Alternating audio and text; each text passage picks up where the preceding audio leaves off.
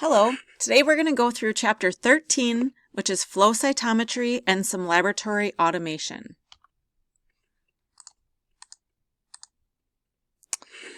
Flow cytometry is an automated process that analyzes cells or beads in fluid suspension for their light scattering characteristics. We use up to 10 fluorochromes, which are different colors, to identify cells or particles by their size, shape, and their antigenic properties. I'm going to be bringing up a video here in a little while so you can see all the different colors and how these are detected within the analyzer. By having this, it allows for rapid and accurate detection of cells found in very small numbers. For example, if we're looking for certain types of cancer cells. These analyzers characterize cells on the basis of forward and 90-degree or right angle side scatter of an interrupted beam of light. The forward scatter that we see provided by the analyzer gives us the size of the cell. As it passes through a light, if there's a large blip of light, it would be a large cell. Side scatter shows us complexity. Again, I'll show you a video to give you an idea of what that looks like. It'll make a lot more sense. So why do we use flow cytometry? Well, it was first used to identify HIV infections. People that have HIV infections tend to lose some of their T helper cells, specifically their T4 helper cells. So those go down in number. So we kind of need to keep track of how many T helper cells a patient has to see where they're progressing with their HIV infection. We also use it for the immunophenotyping of cells, which is what type of cell it is. We can diagnose leukemia and lymphoma, and we can also do assays for a variety of different conditions. So inside, the instrumentation looks kind of like this. And again, I'm going to see a video showing you the different parts and how they work. But it involves something called fluidics. Fluidics is single cell suspensions in a single file line. If you look at the middle of this picture, you see a cell suspension here. By the use of air pressure, they push these cells through. They end up in a single file line where they're picked up by a detector down here. Now, as the laser shines through, you can see this forward scatter. The size of the cell passing through will be detected by the detector on the other side, depending on how big it is. So if a big cell passes through this laser, there's going to be a large break in the laser on the detector side because there's a big cell passing through. A small cell, think of something like a platelet, would have a very small break or blip in the laser, meaning that it would be a very small cell. So it does initially gate those cells based off of their size on the, I keep saying the blip of the laser. There may be a better term than that, but that's essentially what it does. As they pass through, we can see there's a side scatter that sends, a different colored light detectors on the other side, depending on what type of cell might be there. So if there's a cell with a certain antibody attached to it, it would be able to pick up a fluorescent detector depending on what kind of tag was on that antibody. So here's the video that I mentioned. I'm going to go ahead and play this to kind of show you what is going on inside the analyzer and how those cells are detected. Converts the detected side. We're going to go back to the beginning here. In this animation, we to the flow cytometry experimental technique.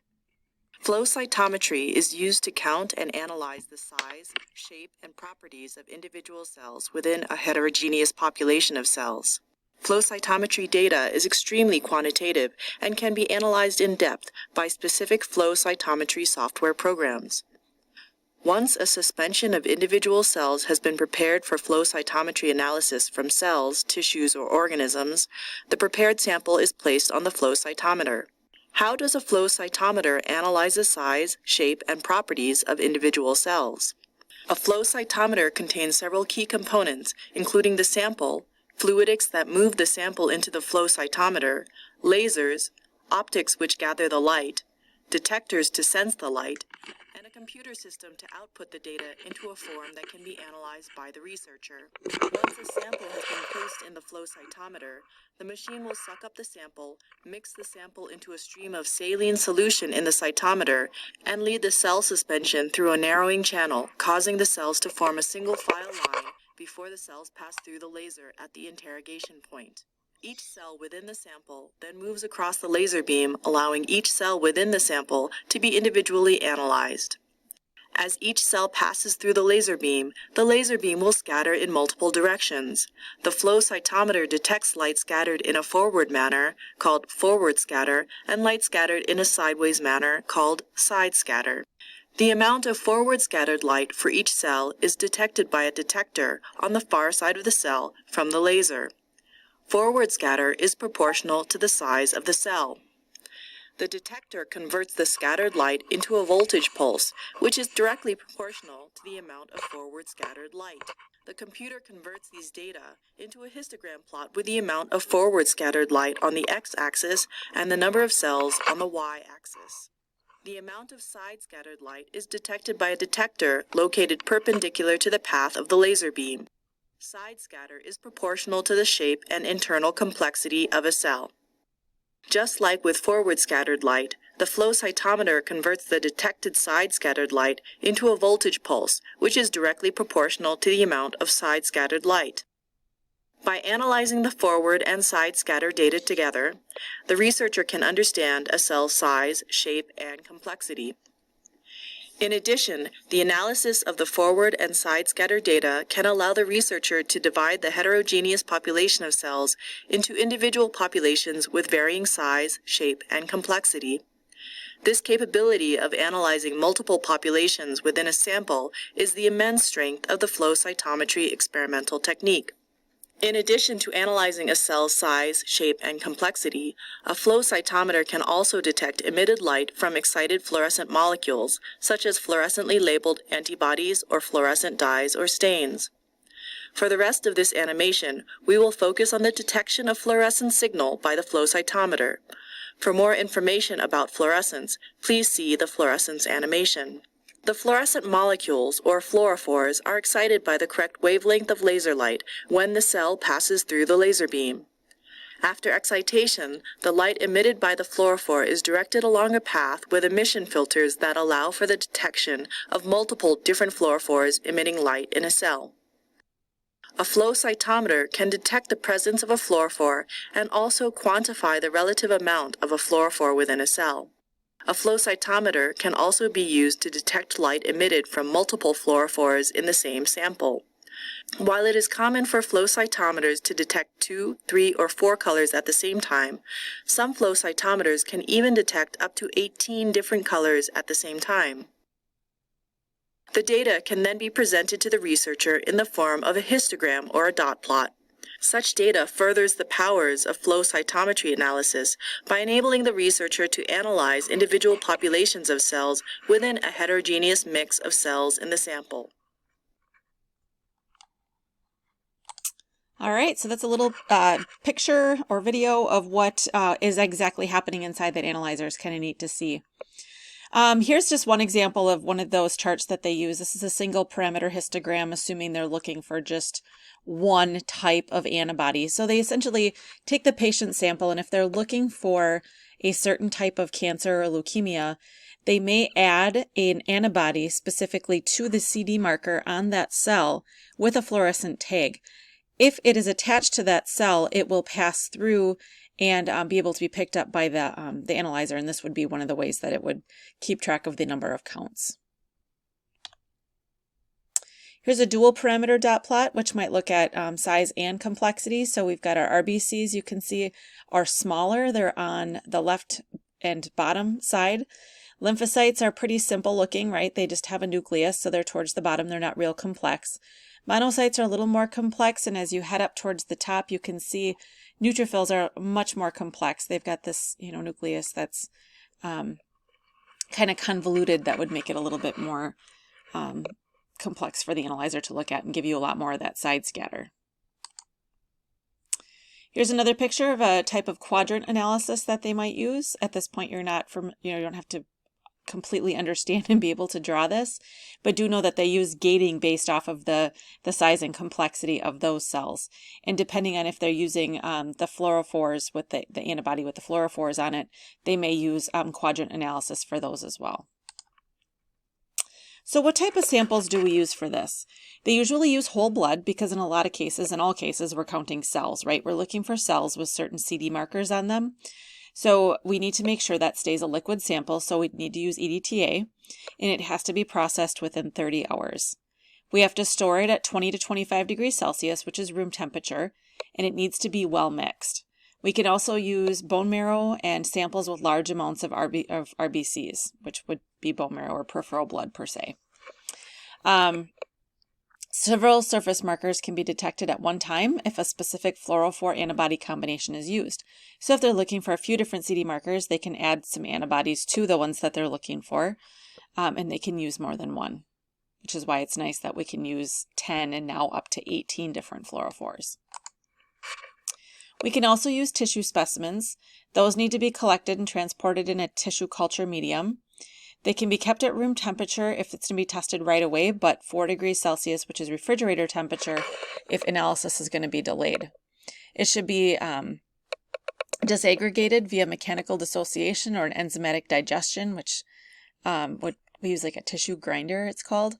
You should have antibodies, usually monoclonal, added before the processing so they can attach to those different markers or, CD markers that we're looking for. So here are some examples of what we might see. So when I keep mentioning these CD markers, you're probably kind of like, what is she talking about? But this is the maturation of cells up here. So this would be I would say a B cell. Okay, so we have the cell down here. Okay, then it moves up to a B cell, pre-B cell, early B cell, intermediate, mature. It'll turn into a plasmacytoid cell and a plasma cell. Well, if we look down here, we can see what type of CD markers these cells might have. So if we want to do a plasma cell count, we would want to look for this immunoglobulin, the CYT immunoglobulin. We'd also want to look for what looks like this PCA1 and PC1. So those plasma myeloma cells would be very high in those markers that we're looking for, and we could add that marker to that sample to get an exact plasma cell count, especially if somebody might have something like multiple myeloma. And depending on, this cocktail of markers that we could add here, it could tell us exactly how many of each type of cell we have. By doing a differential under the microscope in hematology, you wouldn't be able to tell if you had a mature B cell or a germinal center B cell or an early B cell. Some of those would make it very, it'd be very difficult. They all look the same.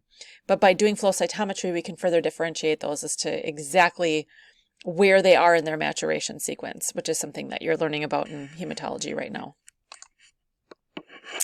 We have some more clinical applications of flow cytometry. So we can identify particular markers for diagnosis and the monitoring of leukemias and lymphomas. We can enumerate those CD4 T cells to classify the stages of HIV I mentioned before, which was one of the first things this was used for. We can enumerate those CD34 cells in stem cell transplantation. Stem cells are CD34 positive, and when we transplant those into somebody else, we may want to make sure that those cells are actually alive and viable. We can determine DNA content or ploidy status of certain tumor cells, and we can diagnose inherited diseases as well to see if somebody, got something from their parents. All right, so we're going to look at some immunoassay automation. We use immunoassay to reduce errors. It's very accurate and precise. It doesn't require very many staff, saves on controls, duplicates, dilutions, and repeats, and its potential for better sample identification with the use of barcoding. We have a couple different types of analyzers that we can use. The first one is a batch analyzer. This can examine multiple samples at once. It can provide access to samples for the formation of reaction mixtures, and it can permit one type of analysis at a time. So let's say a hospital laboratory receives 100 specimens from a clinic. They can load all of those at the same time. There's also random access analyzers, which allows them to measure numerous analytes from multiple samples. So this can perform many different tests on any one sample. So where the first batch analyzer might be doing a whole bunch of rubellas at one time, the random access analyzer, you can do 10 different tests on 10 different people all at the same time. So that's what random access means. So some of the automation tasks that are involved during the analytical stage of testing. Well, first we have to introduce the sample to the analyzer. We need to add some reagent. We mix the reagent and the sample together. It's incubated at 37 degrees. It is then detected via usually some type of a fluorophore is detected. It calculates the results depending on the amount of maybe fluorescence that's occurring, and it will relate that to a result and report that out. So those are the different tasks of the analytical stage. We also do automation validation. Be familiar with the definition of accuracy and precision. Accuracy is the test's ability to measure what it claims to measure, and precision is the ability to consistently reproduce the results on a repeated testing of a sample. If you shoot darts with me, I'm going to probably be imprecise and inaccurate. You shoot darts with my husband, he's going to be accurate and precise. Notice, you can be precise but not accurate if you keep hitting the same part of the, if you want to say bulletin board, dartboard. Be familiar with the definitions of analytic sensitivity and specificity. Sensitivity is the lowest measurable amount of an analyte. Okay, so how low can you go? How sensitive can it be?